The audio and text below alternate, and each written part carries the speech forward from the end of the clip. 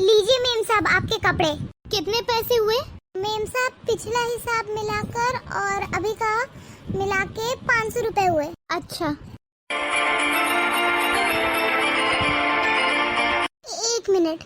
हाँ बोलिए गोपाल के पापा। हाँ हाँ, आप वहाँ जा रहे हो ना, तो पिछला हिसाब भी क्लियर करते हुए आना।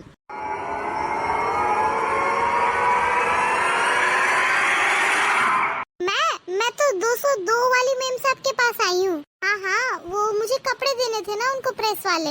अच्छा अच्छा, वहाँ से ठीक है, मैं 502 वाली मेम साहब से कपड़े ले आऊंगी। अच्छा, और एक बात, आप आते वक्त ना कोयला लेते आना, क्योंकि प्रेस के लिए ना कोयले खत्म हो गए हैं। ठीक है। अरे मेम साहब, पैसे पैसे पैसे अभी तो दिए तुम्हें मैंने। ओ, दे दिए थे आपने? अच्छा ठीक है। वो तुम जब कॉल पे थोड़ी बिजी थी ना, तब मैंने 500 का नोट पकड़ाया तुम्हें। ओ ठीक है मैम साहब, ठीक है। अरे सुनो, ये लो तुम्हारे 200 रुपए। अरे वरुण, तुम इसे क्यों दे रहे हो 200 रुपए? मैंने उसे दे तो दिए उसके हक के पैसे, तो फिर तुम क्यों पैसे दे रहे हो भाई? अरे कविता, तुम भूल गई, उस दिन मेरी गाड़ी खराब हो गई थी और मुझे अर्जेंटली कहीं पर जाना था, तो इसी ने मेरी मदद की थी।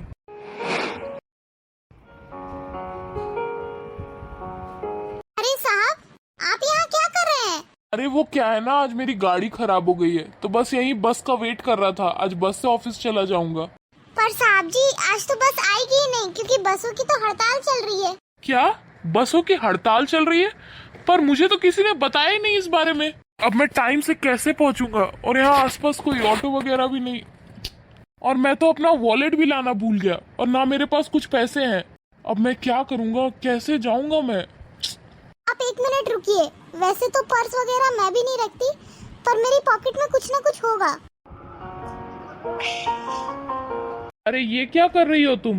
वैसे तो साहब जी मैं पर्स नहीं रखती, पर वो क्या है ना, पैसे कब कहाँ काम आ जाए पता नहीं होता, इसीलिए मैं कुछ पैसे चाहे तो सलवार की पॉकेट में या फिर साड़ी के पल्लू में रख लेती हूँ। और लीजिए, आज ये आपके काम भी आ गए। अरे ये पैसे मैं कैसे ले सकता हूँ? और ले भी लिया तो मैं तुम्हें वापस कैसे करूँगा? अरे साहब जी, वापस करना ही क्यों है? और वैसे भी मैं तो आती हूँ ना आपके घर में प्रेस के कपड़े लेने देने, तो आप ये रखिए।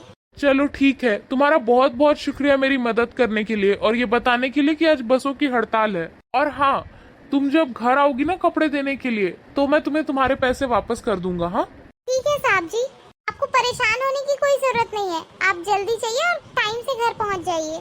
ठीक है, मैं कोई ऑटो वगैरह ढूंढता हूँ। जी ठीक है साहब जी, नमस्ते। हाँ हाँ, नमस्ते नमस्ते। पर साहब, आपको पैसे वापस करने की जरूरत नहीं है। मैंने तो आपको बड़ा भाई समझ करके पैसे दिए थे ना, तो आप भी मुझे छोटी बहन समझ करके उसे रख लेते। आपको पैसे लौटाने की क्या जरूरत थी? अरे नहीं नहीं, ऐसे कैसे मैं तुम्हारे पैसे रख लेता? और हाँ, तुमने मेरी मदद की थी, इसलिए मैं तुम्हें ये पैसे वापस लौटा रहा हूँ, ताकि अगली बार अगर तुम किसी की मदद करो तो तुम्हें ये ना सोचना पड़े कि मैंने तो सामने वाले की मदद की और मेरे पास पैसे भी वापस नहीं आए। और वैसे भी तुम बहुत मेहनत करके कमाती हो ना, इसलिए तुम ये पैसे रखो। और कविता, तुम इसे 500 रुपए और दे दो। अरे पर 500 रुपए किस लिए भाई? अरे मैं तुझे जितना बोल रहा हूँ उतना करना, 500 रुपए दे दे इसे। और ये लो, ये जो 500 रुपए है ना, तुम ये मेरी तरफ से रखो। पर साहब, आपने तो केवल मुझसे 200 रुपए लिए थे ना, और वो भी आपने लौटा दिए हैं, तो फिर इनकी क्या जरूरत है? अरे हाँ हाँ, ये 200 रुपए तो तुम्हारे हक के पैसे हैं, और ये 500 रुपए मैं तुम्हें इसलिए दे रहा हूँ ताकि तुम अगली बार किसी की मदद करो तो तुम्हें सोचना ना पड़े।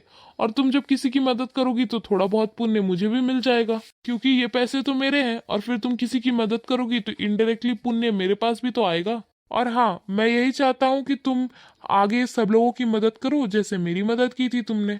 और हाँ, मदद करने से पहले सोचना मत, अगर कोई जरूरत में दिखे तो उसकी मदद जरूर करना। जी साहब, मैं समझ गई आपने मुझे ये पैसे क्यों दिए हैं। और हाँ मेम साहब, अगली बार से ना मुझे और सारे कपड़े देना। ठीक है, अब मैं चलती हूँ, नमस्ते।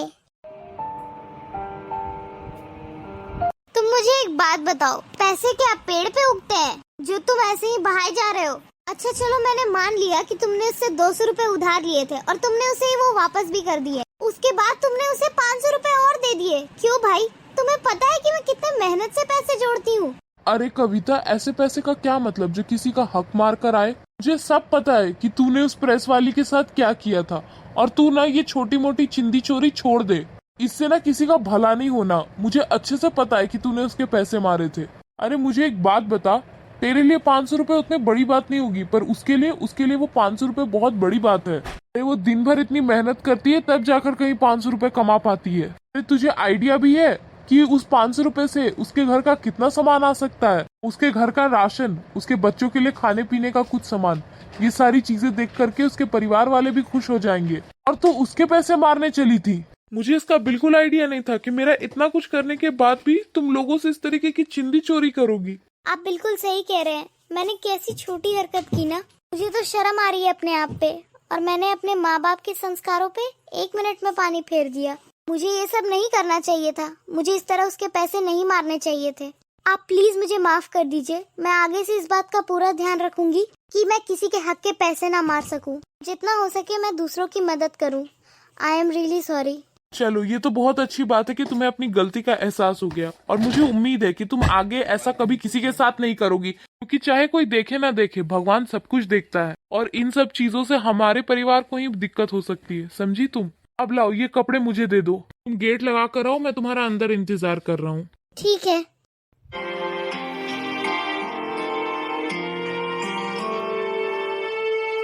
Guys, for more such videos, do like and subscribe the channel and share these videos and shorts with your friends and family.